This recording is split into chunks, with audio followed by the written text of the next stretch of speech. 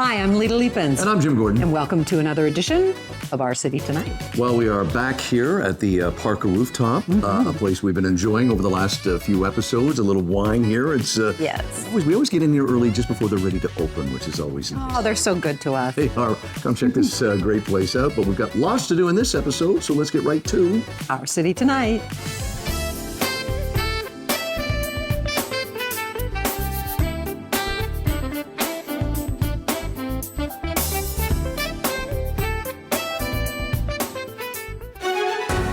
This segment is sponsored by the Richmond Sentinel, providing news, entertainment, and human interest stories in print and online. When all the world is a hopeless jumble and the raindrops tumble all around. With many hit records and having worked with some of the biggest names in the classical world, Italian-born, Montreal-based soprano Giorgia Fumanti, she just released her 13th album called Cinema Collection. What you're watching here is one of her songs, Over the Rainbow. And this great album includes much-loved film songs and signature theme songs from composers like John Barry, Henry Mancini, and John Williams. We want to welcome Giorgio Fumanti to Our City Tonight. Thank you so much. It's my pleasure. Oh, you're absolutely amazing singer. I know that Lang Lang said you had one of the most beautiful voices in the world, and we have to definitely agree with that. Now, I'm very curious because I come from a world much smaller than yours in opera. Did you find it a huge challenge to blend the formal, disciplined world of opera with that loose and unstructured pop and folk genre? Actually, my path is very different because, first of all, I didn't want to be a singer when I was a little girl. I just discovered my voice in the church choir in Italy, where I was born. And when I discovered my voice, the ability of having the high notes like a soprano was the natural thing. So I needed actually to work around my voice to find the style I wanted to do. It's not that I studied to have a classical voice, is just my natural sound. So I worked many years with my parents in Italy. I worked with children with handicap. I studied law because my parents wanted a normal job. And finally, I found my heart, that was to sing. So I applied to the Conservatory of Music, but I knew that I needed to be free to express myself through my voice, through my instrument. So it was not easy in the beginning to try to not be in one category or the other. I just want to be myself. It took me years. And finally, now, after 13 now, touring many, many countries and sang with great orchestra and the artists, it's very clear what I want to do. I just want to sing beautiful music that touch my heart with my voice. Yes, and that definitely shows. I can see you have a love and passion for those cinematic songs, and that comes through so well in your newest album. Now, you studied at the Music Conservatory in Parma, Italy. You were born in Tuscany. So how did you end up in Montreal? We definitely have to ask that.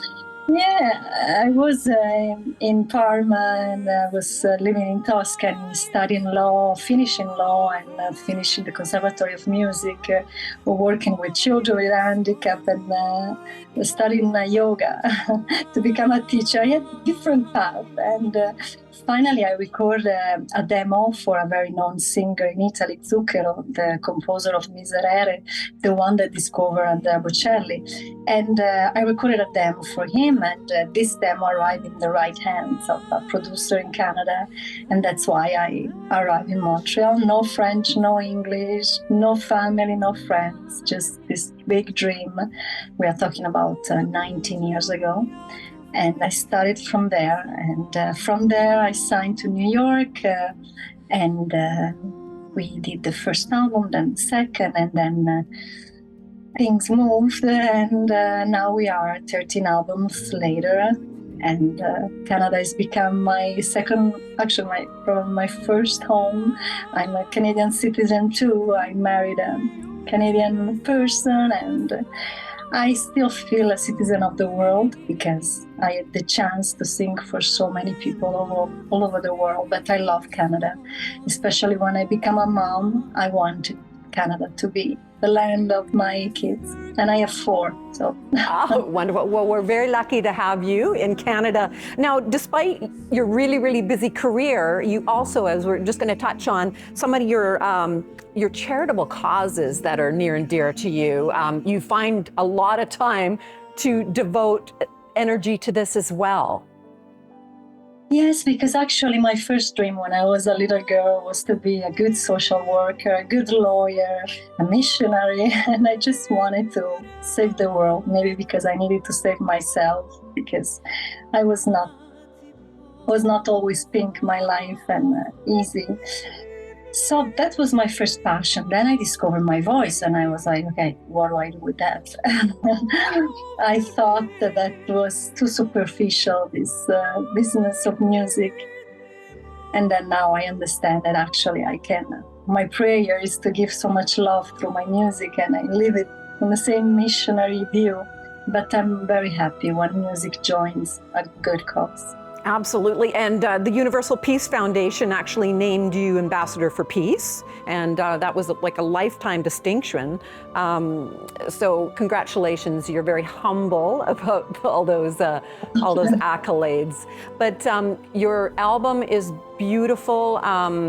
Again, you're no stranger to having great success. And I know when you just started singing, all the big music companies recognized you pretty immediately for the beautiful voice that you have. Just want to mention, Georgia's 13th album is called Cinema Collection. Absolutely beautiful music, perfect for summer actually. Just lovely, recognizable signature tunes. And so you can check that out on her website. So thank you, Georgia. Thank you so much. We really appreciate having you on Our City Tonight, and good luck in all the touring. We hope to see you soon here in Vancouver. I hope so. Thank you so much. Take care.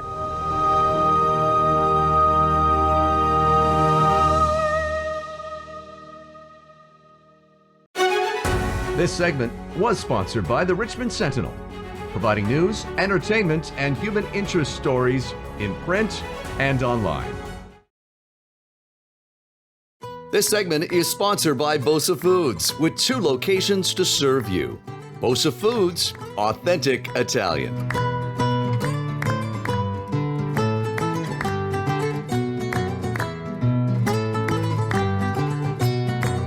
Well, now we're inside one of the Bosa locations, this one on Kootenay Drive. And Lita, I got to tell you, there is something for everybody food-wise in, well, both the locations, but the one we're in now for sure. This is definitely the superstore of food, and I'm going to talk to Victor. He was on our show already, telling us a little bit of the history of Bosa Foods, talking about all the amazing food you can find here, as well as they have kitchenware as well. Yeah. And you are going to try some amazing food that's available here. They're just upstairs. We'll also wrap things up with some coffee and biscotti, but let's get right to this segment here at Bosa Foods. Well, we're back here at the Bosa that I'm very familiar with. I've been shopping here for a long time. I know you opened this this store in 2006. Correct. So that's a long time, but not really. It went like that. Too fast. Too fast. Well, Victor, what I've noticed about this store, and I think this section, we want to tell people a little bit about what Bosa's not. It is not, for one thing, an overpriced delicacy store. No, absolutely not. You know, this location, again, opened in 2006 for distribution and retail flagship, but it's accessible. It's specialty products, quality at a value price. Completely.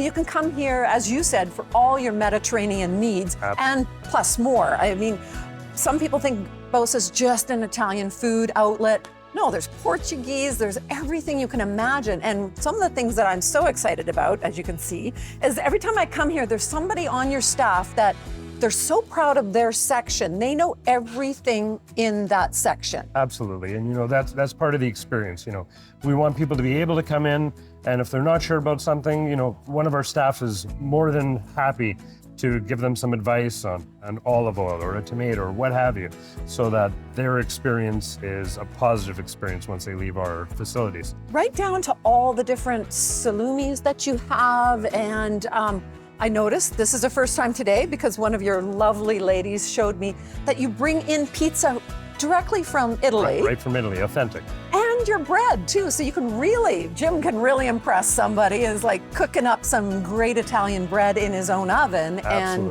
present it to guests. Absolutely. Whether you want to make it yourself, starting with the pizza dough, we have the 00 flour, and if you're not so eager to do it yourself, we have other options for you. A great put in the oven, and you've got a fantastic product. And so much more too. And I'm gluten-free, so there's lots here for me as well.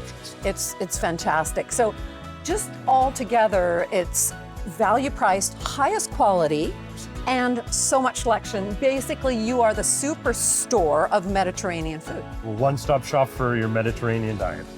That's perfect.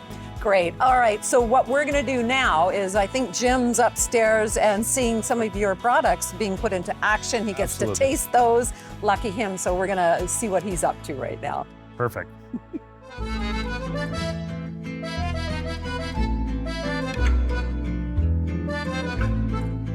Well, thanks, Lita and Victor. I'm upstairs. I got, draw the lucky straw with this one. I'm getting to watch Gina and Amaya cook some great food, which of course I will be sampling. I'm with Gina. Gina, you've been with the company a very long time. Tell us about your history with Bosa. Okay, I came to work to Bosa 5 years ago. And I'm an Italian lady.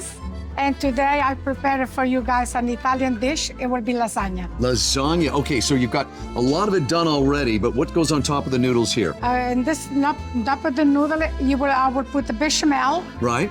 And then I will put the bolognese sauce. So you're gonna put me to work a little bit too, Yes, huh? yes. You know, and Lita was talking with Victor downstairs about the great products here. All the products are used from downstairs you're using here. I do everything here, gnocchi, pasta, bolognese, I do tomato pasta, gnocchi with the white sauce Alfredo. Right. And some pasta with the chicken. Right. And all the salad we do. Okay, and now I get to do this, right? This is my big moment in the sun? Yes, you put the bolognese on top. Bolognese on top. Putting in a lot of it there. Obviously, I need more, yeah. Yes, we did. You did. Oh, need you a did lot. a lot more. Of course you need a lot more. Yes. It's Italian, you gotta do that. Okay, this is just... This is a really Italian dish, and both use all natural stuff. That's right, of course, yes, and a lot of great food. I like to come in here all the time to get food that you've pre-prepared that's available in your cafe, right? Yeah, Which is wonderful. It's all prepared from this kitchen. Right, okay. People are starting to get an idea of how I operate in my kitchen. Okay, well, Gina's doing that. You keep going that. I'm gonna go over to the other side of this duo and see, Amaya, what are you doing to help with this dish?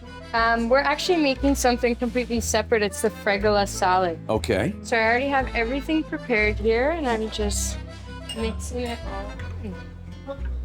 How long have you been with the company? I've been here for 5. Wow, the two of you, 5 years. All right, boy, I must like working here. And tell us about some of the ingredients you're putting in here. Again, all natural. Everything from downstairs, everything you can purchase. Right. So we have the fregola pasta, which I just cooked, and then our fresh basil, and then balsamic onions. And we also have sun-dried tomatoes. Sun-dried tomatoes. I'm gonna do a little, I got the gloves on. It's all right. And then as you're mixing, I'm gonna put in some seasoning. Season right, again, everything from downstairs. Yes, okay. People at home and people that know me will go, you've never done this in your life, have you? You can tell, well, that is very sweet of you, actually. I'll let the professional take over. Okay, you keep going on that. Okay, Gina, so this is ready to go? This is ready to go in the oven right now for 30 minutes. And then we'll take it out and we'll be ready for you guys to try. Excellent.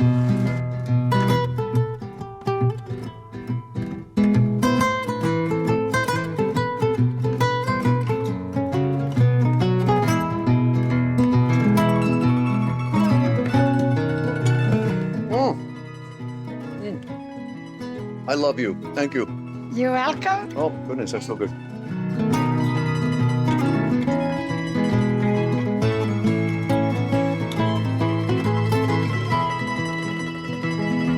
Back down on the main floor where Lita kicked things off, and we're joined now by JP who has got us a few more treats before we leave. Yes, and right from your wonderful deli place, you've even got me some gluten-free treats, JP. Yeah, you got your gluten-free Savoiardi. Jim's got his pistachio biscotti, and we're all gonna have, lattes and a double espresso. Oh, you're being the real Italian there doing the espresso. We're being the wimps.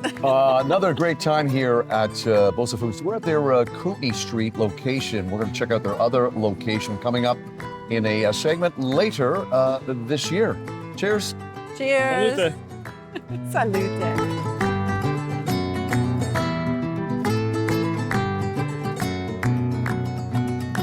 This segment was sponsored by Bosa Foods, with 2 locations to serve you.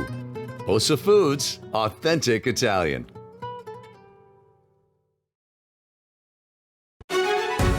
This segment is sponsored by the Richmond Sentinel, providing news, entertainment, and human interest stories in print and online.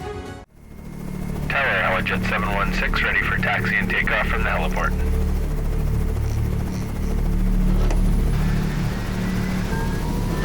Helijet 716, ready for takeoff.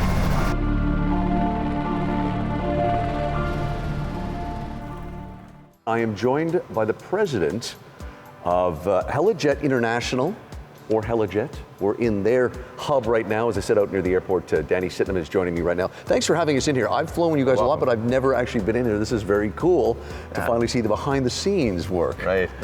I got to tell you, I've interviewed a lot of presidents of companies before, but it's rare that I'm interviewing someone who was there at the beginning. You've been here since this company began in the fall of '86. Put that into perspective. That's just after Expo. That's right. Right after Expo, we launched the service between Vancouver and Victoria.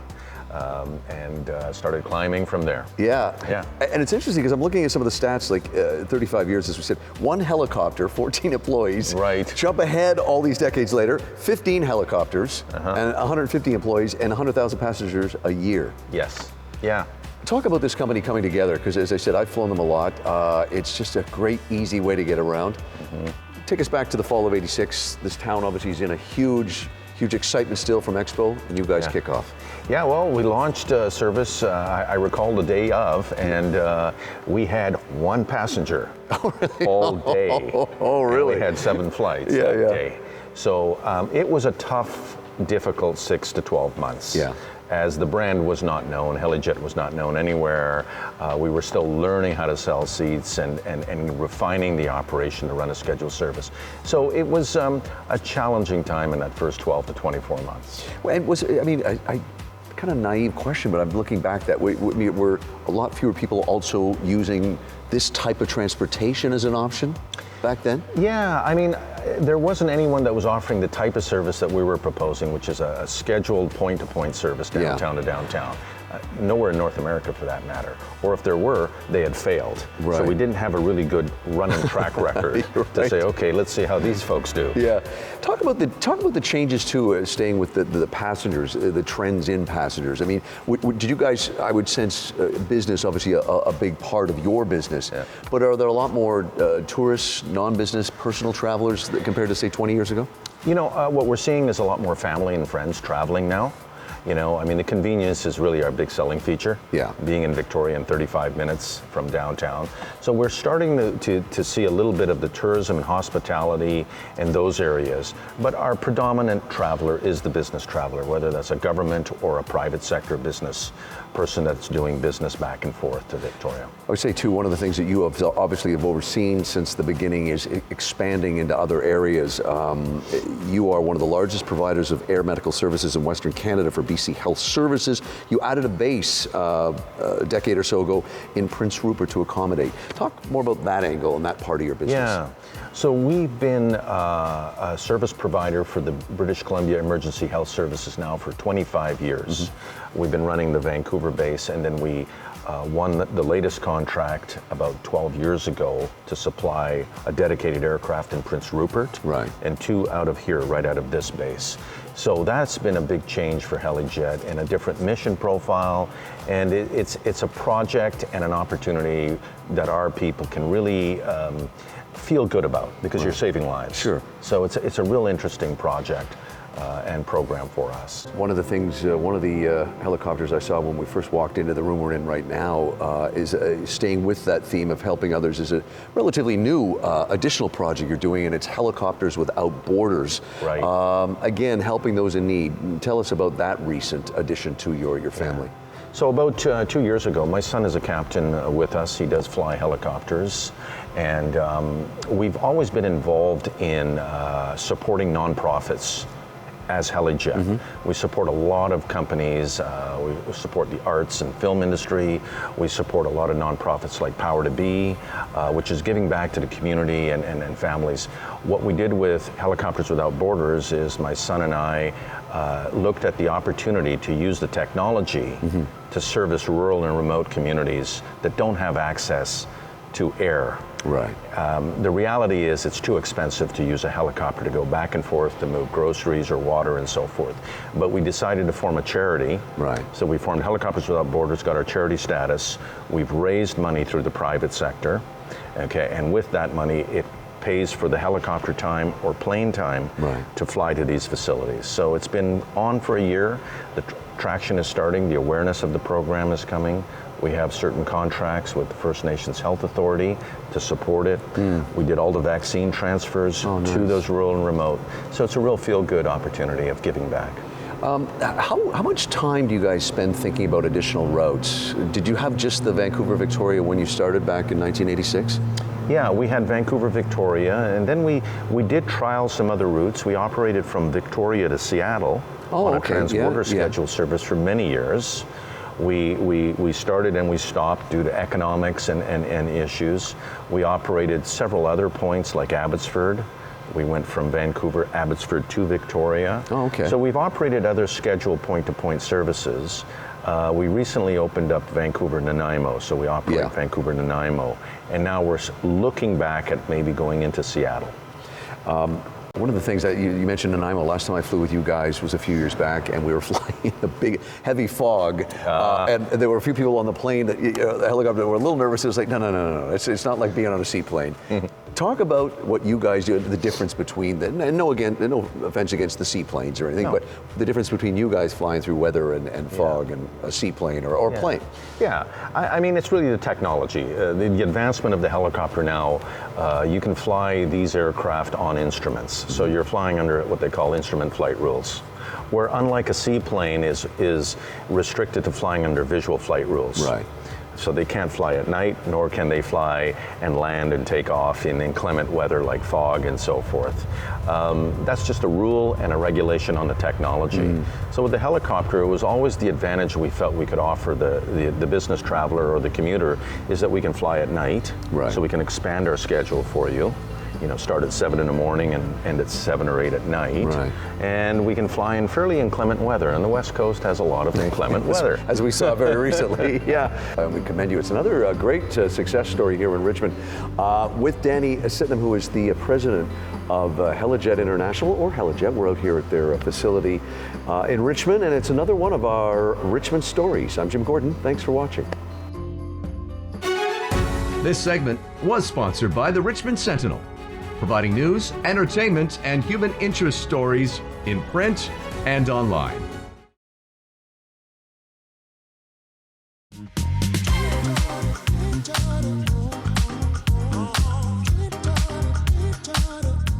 I am here with Chris, who is officially the maitre d' of the Parker Rooftop. Now, interesting thing, we have covered the Parker Rooftop, but people might think this is just a champagne bar, great cocktails, a tiki bar, big rooftop deck. But you have some amazing food to offer here. Tell us a little bit about what's on the table, Chris, and some of the other offerings. Absolutely. So on the table we have, we call it light bites. So it's not anything big menu just yet or big plates. We have our ceviche. We also have our oyster moyotake, and at the bottom we have a little dry ice, a little banana leaf. So when it gets to the table, we put a little water and you get the dry ice effect. Very nice, very theatrical. It is pretty theatrical. It kind of looks really good on the table. We also have our sticky ribs. We have our truffle fries with a little aioli. We have a little dessert, which is a pina colada. So it's a meringue that's a little brulee on top. And then this is our kind of little signature. It's our chocolate cigars. So it is a meringue with a compost in it. So it's edible, but it comes with this, so it looks like a cigar. Oh, very nice. So there's no lighting that up, though. No, you can't light this up. Okay. Otherwise, you're going to be in big trouble. Okay. So you have some things coming down the pipeline too. We've got light bites right now, but little birdie tells me something else is happening. We're going to get a little more tables and furniture in here, so it's going to be a little bit bigger. We're going to add some bigger plates, so you can come in because we have such an extensive wine menu. We also have a huge champagne menu. And we've got some great cocktails. So we want people to come in as we go down the road for dinner. If they want to come in for some light bites, some drinks, some nice cocktails, they're able to do that also. Or even after they go for dinner, come in for after dinner drink. Wonderful. Yeah. Well, it's just beautiful all around. The 3 different patios that you have here. Patios. It's delightful. So, Chris, cheers on a very successful opening. You guys have been open for a while now, and having it's great. It's our first week. Yeah. Congratulations. So the feedback's been really, really good. So. Wonderful. Cheers to the Parker Rooftop. If you haven't checked it out, definitely highly recommend. Definitely. Thanks, Chris. Thank you. Cheers again.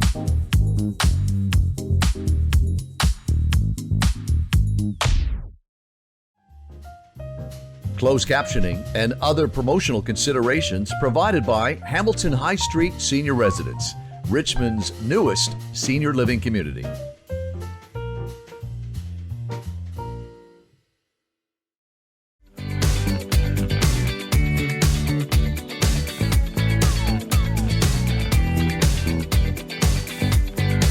What you're looking at is some great patio footage as we wrap up our show. Back here at the Parker Rooftop, where we began the show. Check this great location out. I tell you, this city has needed a place like this desperately. If you haven't seen it, come check it out. You don't have to come here just in the summertime either. No, it's a great lounge where we're standing. Absolutely beautiful here. Thanks for watching, and this wraps up the summer. It does, Jim. does. Oh my gosh. We see you again. It'll be September. I'm Jim Gordon. And I'm Lita Leapin. We'll see you on the next edition of Our City Tonight. Don't forget to check out past episodes and individual interviews, all on the Our City Tonight YouTube channel. The Richmond Sentinel, providing news, entertainment, and human interest stories in print and online.